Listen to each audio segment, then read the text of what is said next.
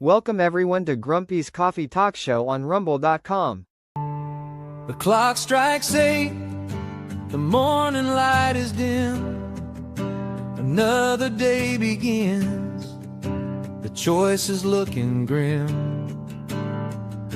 But don't despair, don't you start to pout, there's one place on the dial where they sort it all out. The theme song hums, the kettle's on the boil. It's time to trade the silence for a little morning toil.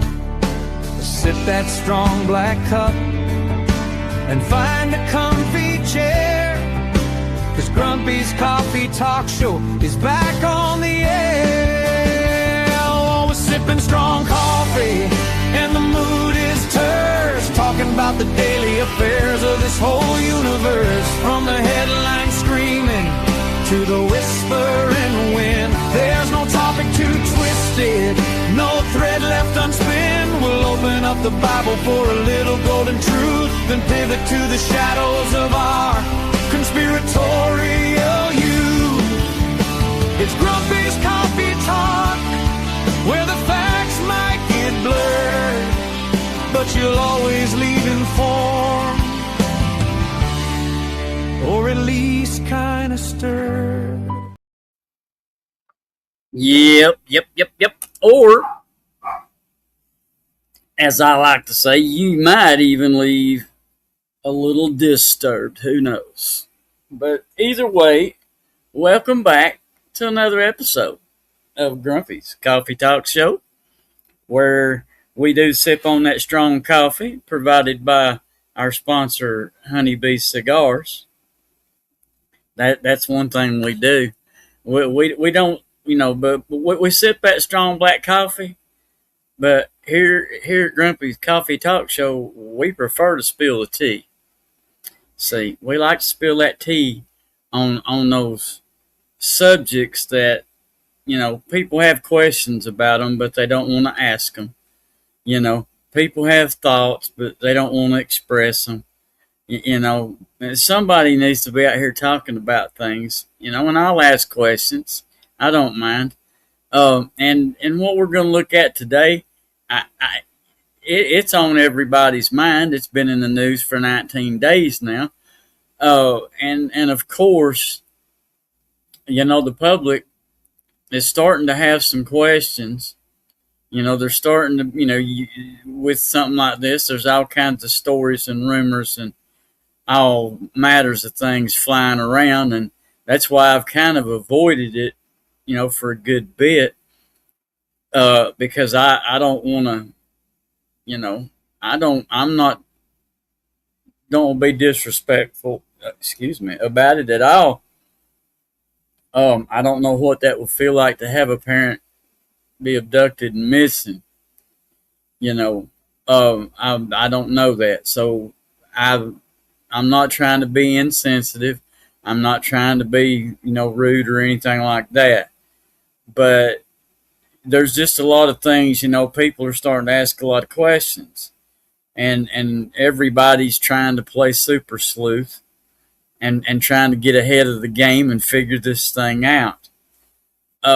One thing I will say, that a lot of the public now, after 19 days, and like I said, nothing here is meant in any kind of a rude way. I'm trying to stay as neutral as possible, but just expressing things that I hear, in the public circle of things. But you've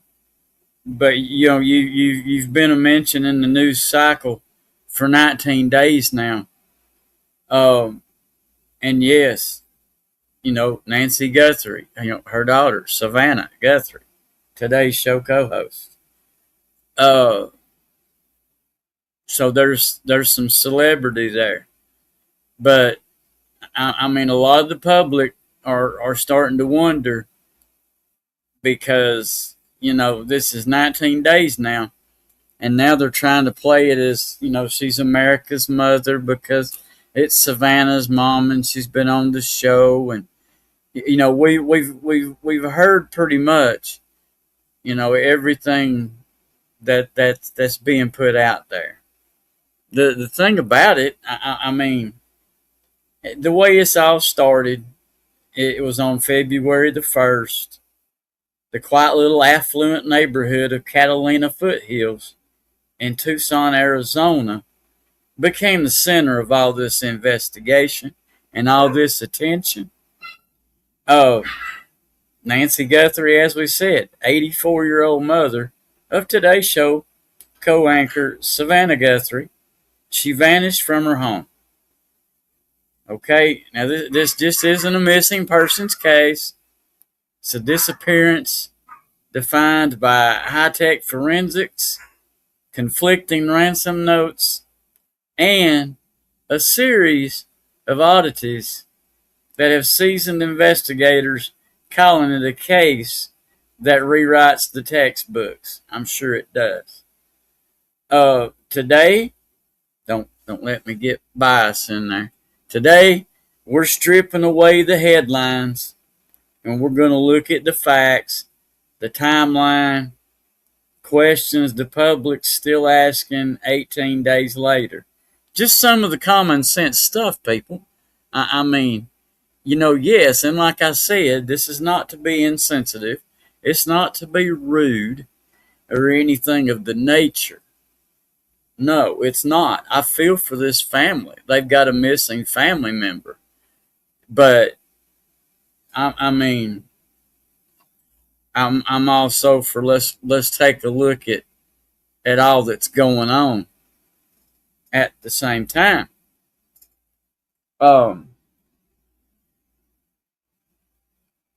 What kind of timeline or digital trails and stuff like that to understand why people are so unsettled? We got to look at the night of January 31st. Nancy Guthrie spent that evening at her daughter Annie's house, and at 9:50 p.m., her son-in-law, Tommaso Cioni, dropped her off at home. By 9:52 p.m., the garage door was closed, and everything seemed to be normal. But then, the digital record starts to tell a darker story. At 1:47 a.m., a masked and gloved individual is seen on Nancy's Nest doorbell camera. They don't just walk by, they intentionally disconnect it. Imagine that. At 2:12 a.m., that's 25 minutes later. Sorry, math's not my, I was slow in math. The system at 2:12 a.m. detected movement again, but because there was no active cloud subscription, no video was saved. This is the first major oddity. Yeah. Why would a sophisticated kidnapper know how to disable the hardware, but not realize that the software would still ping? Well, I'm, okay. So you want to know that? What the oddity that I want to know is the fact that it says that the system detected movement again, but because she'd had no active cloud subscription, that there was no video saved. So even without a cloud subscription and all that, cameras are working. See, that would be a question I would ask, but most of y'all glossed right past that. How much surveillance? How much surveillance are those surveillance cameras? That you have installed to protect you.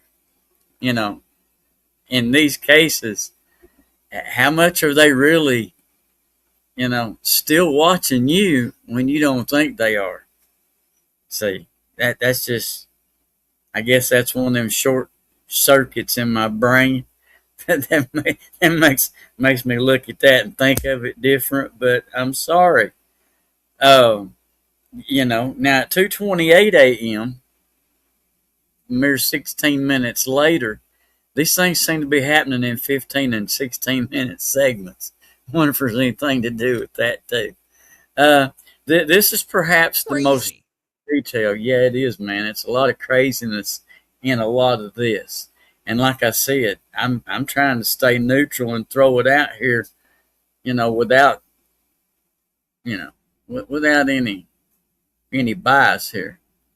But the most chilling detail, perhaps, Nancy wears a pacemaker. At exactly 2:28 a.m., the pacemaker's mobile app disconnected from her phone, which was left behind in the house. That 16-minute window between the camera disconnection and the pacemaker's final signal, that's where there's some mystery. Yeah. See, when the police arrived the next day, they found blood on the front porch. Of course, I didn't tell you that for days. DNA, yeah, late to the scene, as usual. But they found the blood on the front porch. The DNA, it later confirmed it was Nancy's. Okay, but they didn't tell you that for a few days. Had to test it, of course. Now then, let's look at some oddities and some ransom and some other red herrings that are going on with this thing. Let's talk about the oddities. If this were a standard kidnapping for ransom case, okay, there's usually a clear line of communication. In this case, it's nothing but a hot mess. There's no clear communication lines, no nothing. It's a hot mess. Okay, you got multiple news outlets, including TMZ, local Arizona stations. They've several places have received ransom notes. That usually, that's an oddity. That usually don't happen. And on top of that, they have demanded $6 million in Bitcoin.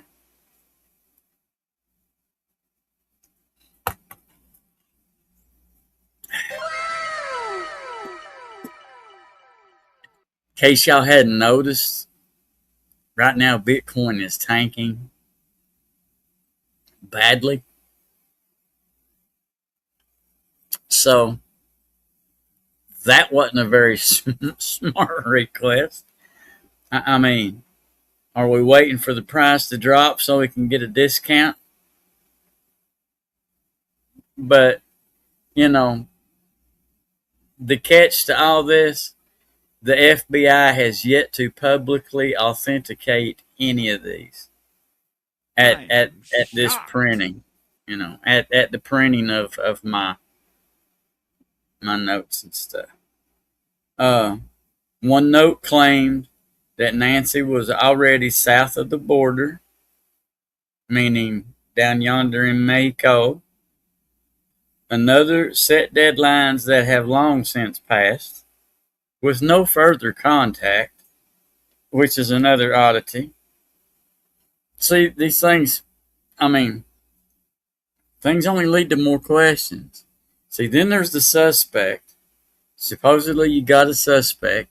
FBI released footage of a person in a mask, gloves, and very specific 25-liter Ozark Trail hiker pack.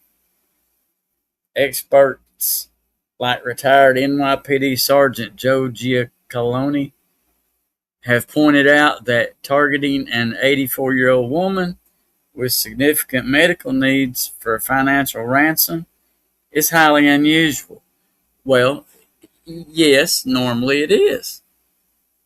That's why you have to bring into the picture of who this 84-year-old lady is. Connections, relatives, things, other things you should be looking at, other things you should be thinking about. I'll mention those in a little while, maybe. She requires daily medication for heart issues, and I hope you know that I mean those things are not, those are serious issues. Those are not things you play with. You know, um, and that's counterproductive. For somebody looking for a quick ransom payday to have to, you have to go through all this daily regimen of things just to keep your person alive, so they're worth, so they're they're worth the ransom money to you. They got to be alive. I mean, and see, these so many of these things, they just don't, they don't add up for somebody to just randomly do this, because that it don't make a lot of sense. But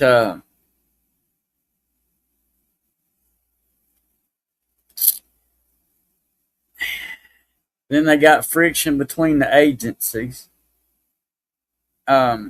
Reports are surfacing that Pima County Sheriff Chris Nanos was allegedly blocking the FBI from certain physical evidence, specifically a glove and some DNA, insisting they be sent to a private lab in Florida rather than the FBI's Quantico lab. While Nanos has dismissed these reports, the mere suggestion of a jurisdictional rift has the public asking, is the investigation being slowed down from the inside? See, now when you start asking those kind of questions, that's when you start getting a little closer to some of your answers about maybe why an 84-year-old mother can hold a news cycle for 19 days when we've got the release of all these files, millions of pages of these files that go into extremely specific and horrible detail of things that well-known names have done to children. And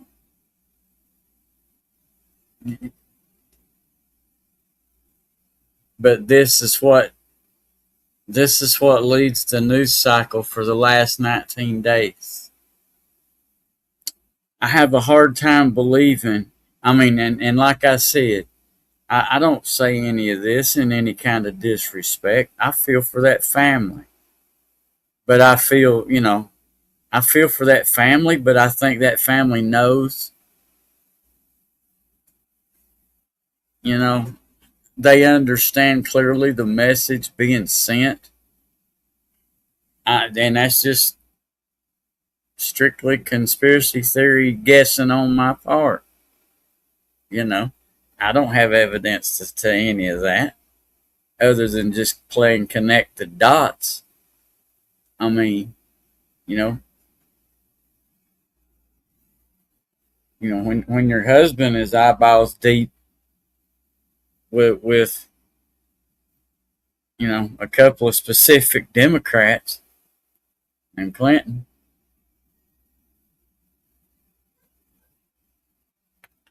you can expect some crazy things in your life, especially when the king and the queen get put under great pressure, such as, being pushed to come and testify before the congressional committee on these files that have been released.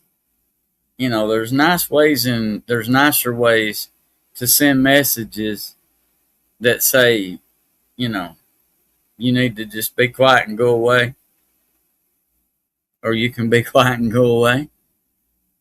And there's also like a laundry list attached to those same two names. Just saying, you know, um, people people tend to turn up missing at the most unopportune times from the most unopportune circumstances. Just saying. Um, but now, uh, this whole thing, the inner circle questions and all.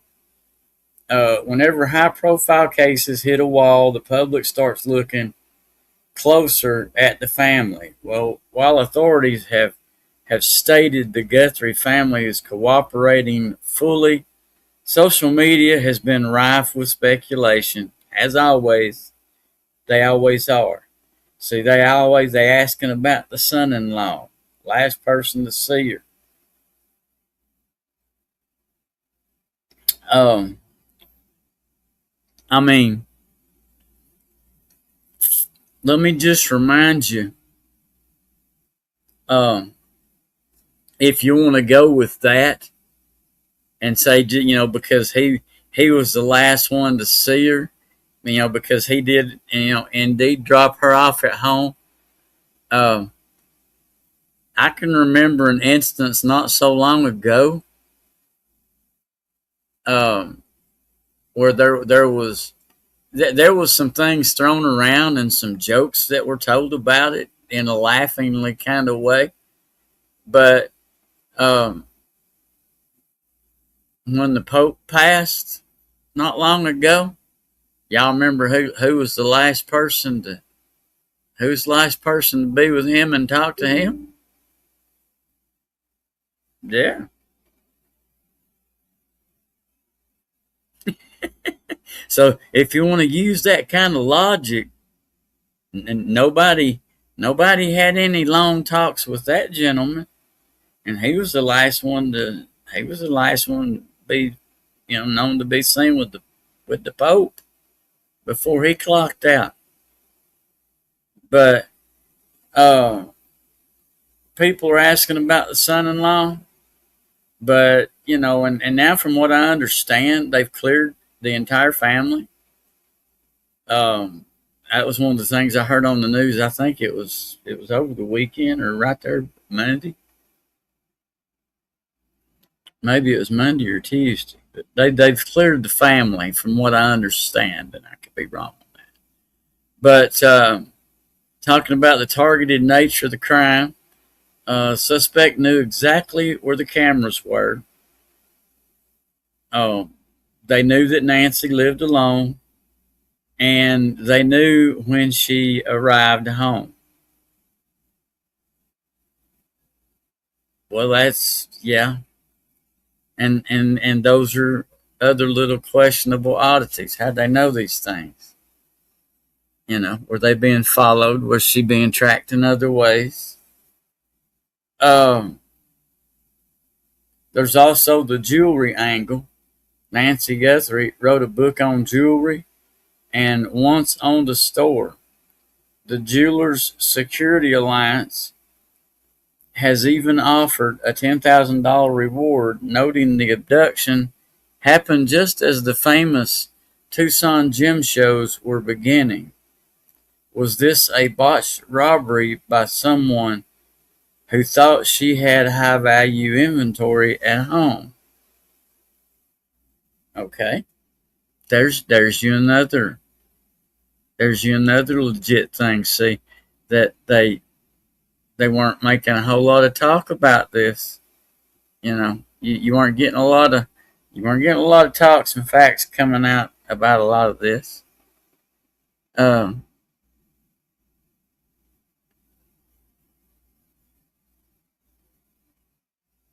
but now, uh, let me just say here, um, again, that I in no way, mean any of this disrespectful. I don't, because like I said, I don't know how this feels. I just know, I just know what I see connection wise and connecting dots with things that are going on, and just from times that I've, from times that I've heard the media say, "Hey, look over here," and while you're looking over here, they're over there, just totally tearing something down. Uh, the public is starting to get a little itchy with this. They've got a lot of questions, and I mean, you can't really fault them, uh, because again, with all that we've got going on with the children and stuff like that, these names all coming out on this list that everybody's begged for and just has to have, and in the midst of all of that, you have an 84-year-old mother who's gone missing and has, been top one or two in the news cycle for the last 19 days. I mean, nobody with uh, nobody with any common sense and two live brain cells doesn't have some sort of question about, okay, I'm sorry, I feel for the family, and I don't know how I would act if it was mine. I don't, but there's something going on here. And like I said, look at connections, look at family connections, and who spouses are connected to and used to work for, and things of that nature, without me going real deep into the rabbit hole conspiracy theory thing. But like I said, when you associate with a specific, specific pair of Democrats from Arkansas, oh, there there's a history and a list of people, and how they've ended up when they've like crossed paths with that family in the wrong way. It's common. Yeah. It's common knowledge, people. All you gotta do is just do a little search. The laundry list is long. I mean, I'm kind of thinking Barry's trying to catch them. Chefs and things like that. But I don't know. Then again, it just might be a Democratic thing. But um, as of today, being the 19th, Nancy's still missing, and the reward currently stands at 100,000, and we are left with a masked figure, a disconnected pacemaker, and a family in total desperation, as Savannah Guthrie put it. Was this a professional hit? Was it a tragic mistake? Or was it something far more personal?